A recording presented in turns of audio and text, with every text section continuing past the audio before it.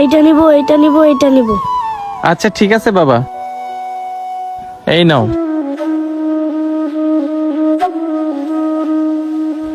এই নাও, বলো তুমি আর কোনটা নিবা?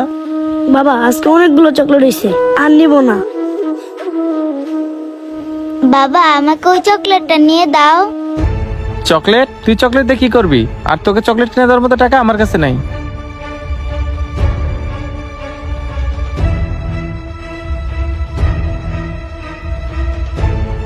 ভাই, এই চকলেটগুলোর দাম কত?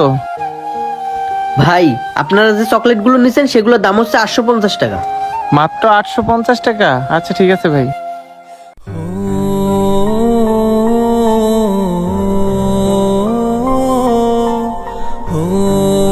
ভাই, আপনাকে একটা কথা বলি। জি ভাই বলেন।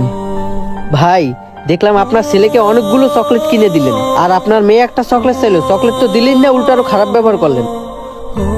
ও ভাই, এই কথা বলতেছেন? তাহলে শোনেন, এই যে দেখেন আমার ছেলেকে, ও বড় হয়ে পড়াশোনা করে ডাক্তার হবে, ইঞ্জিনিয়ার হবে, তখনও ঘরে শুধু টাকা আর টাকা আনবে। আর আমার ওই মেয়ে, ও যত বড় হবে উল্টা আরো ওর পিছনে আমার টাকা ভাঙতে হবে। আবার বিয়ে দেওয়ার সময় ওর পিছনে যে আমার কত টাকা ভাঙতে হবে তার তো কোনো হিসাবই নেই। ভাই, আপনি যে কথা বললেন সে কথার সাথে আমি একমত হতে পারলাম না। আর জানেন ভাই, আমারও একটা মেয়ে আছে, ও আমাকে কত আদর করে। আমার এই দোকান বন্ধ করে বাসায় যেতে যতই রাত হোক, আমি না যাওয়া বলতে ও ঘুমায় না। যাই হোক, যে যেমন বোঝে সেটাই করে। কি ব্যাপার ভাই, আপনার মেয়েকে যে দেখতেছি না? আরে মেয়েটা গেল কই? এই যে ভাই দেখছেন আমার মেয়েটা কত দুষ্টামি করে, আর আমার ছেলেটাকে দেখেন ও কত ভদ্র। বাবা, কিরে তুই কই গেছিলি? বাবা আজকে না তোমার জন্মদিন, তাই আমি তোমার জন্য একটা ঘড়ি আনতে গেছিলাম উপহার হিসেবে। ঘড়ি? এই ঘড়ি কেনার টাকা তুই কই পেলি? নিশ্চয়ই আমার পকেট থেকে টাকা চুরি করছিস। আমি তোর এই চুরির টাকার ঘড়ি হাতে দেবো? কখনোই না।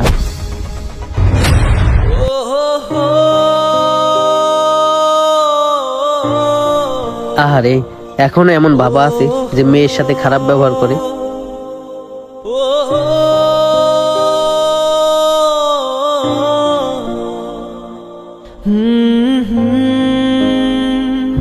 আচ্ছা মামনি, তুমি তোমার বাবার পকেট থেকে টাকা চুরি করতে গেছো কেন?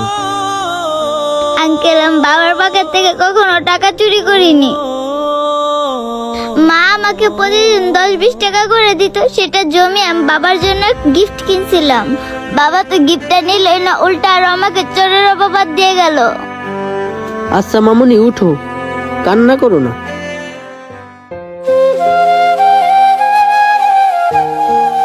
বাবা আমিও তোমার সাথে ঘুরতে যাব।